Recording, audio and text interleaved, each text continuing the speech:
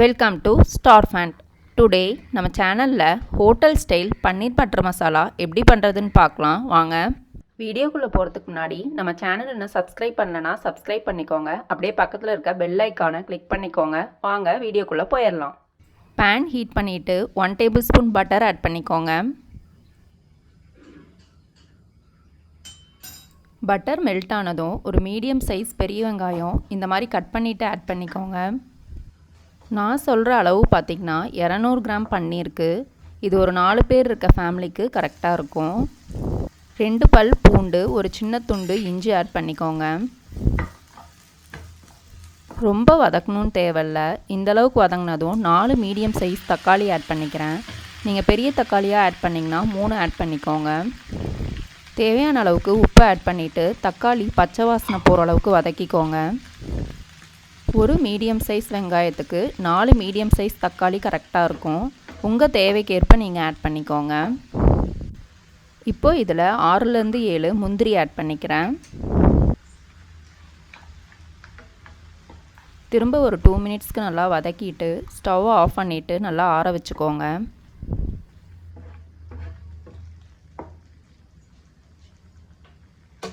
இரநூறு கிராம் அளவுக்கு பன்னீர் எடுத்துக்கிறேன். நான் இன்றைக்கி வீட்டிலேயே பண்ண பன்னீர் யூஸ் பண்ணுறேன். பன்னீரை க்யூப்ஸாக கட் பண்ணி எடுத்துக்கலாம். எப்போவுமே பன்னீரை ரொம்ப சின்ன க்யூப்ஸாக கட் பண்ணிடாதீங்க. ஏன்னா பன்னீர் ரொம்ப சாஃப்டாக இருக்கனால குழம்புல கரைஞ்சிரும். இந்த மாதிரி வச்சு கட் பண்ணிங்க அப்படின்னா எல்லா க்யூப்ஸும் உங்களுக்கு ஒரே சைஸில் கிடைக்கும்.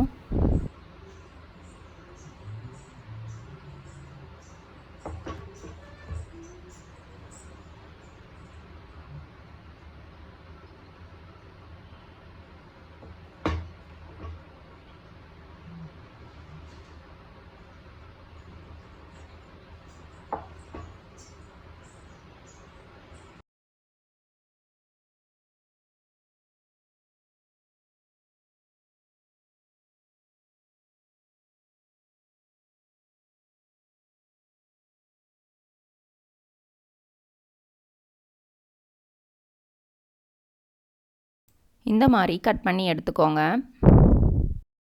இப்போது ஒரு மிக்ஸி ஜாரில் நம்ம ரெடி பண்ணி வச்ச தக்காளி வெங்காயத்தை ஆட் பண்ணிக்கலாம். க்ளோஸ் பண்ணிவிட்டு இதை நல்லா நைஸாக அரைச்சி எடுத்துக்கோங்க. பன்னீர் பட்டர் மசாலா பார்த்திங்கன்னா நல்லா க்ரீமியாக இருக்கணும். அதனால் எந்த திப்பியும் இல்லாமல் இந்த மாதிரி நல்லா நைஸாக அரைச்சி எடுத்துக்கோங்க. பேன் ஹீட் பண்ணிவிட்டு 3 டேபிள் ஸ்பூன் பட்டர் ஆட் பண்ணிக்கோங்க. பட்டர் மெல்ட் ஆனதும் வாசனைக்காக ஒரு பிரியாணி இலை, சின்ன துண்டு பட்டை, ஒரு ஏலக்காய் ஆட் பண்ணிக்கோங்க.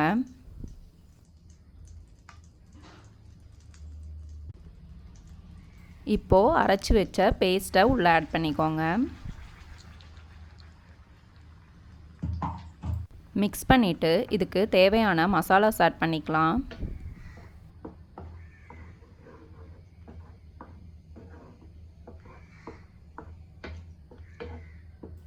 ½ டீஸ்பூன் மிளகாய்த்தூள்,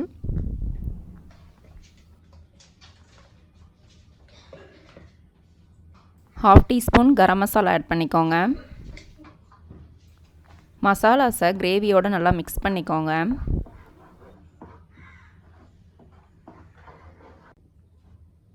தேவையான அளவுக்கு உப்பு ஆட் பண்ணிவிட்டு 6 to 7 மினிட்ஸ்க்கு நல்லா கொதிக்க வச்சுக்கோங்க.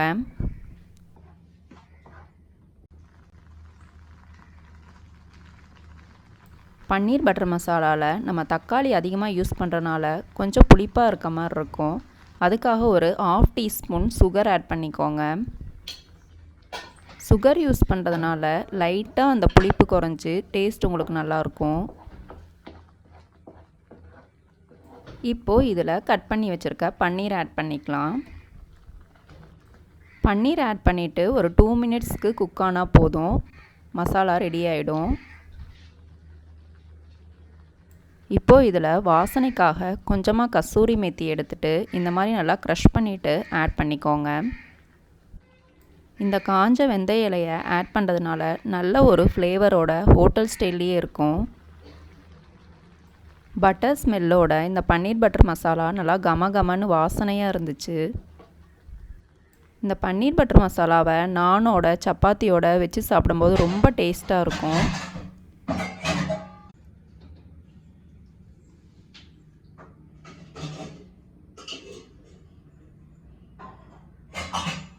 ஹோட்டல் ஸ்டைல் பன்னீர் பட்டர் மசாலா ரெடி. நீங்களும் ட்ரை பண்ணி பார்த்துட்டு கமெண்ட் பண்ணுங்கள்.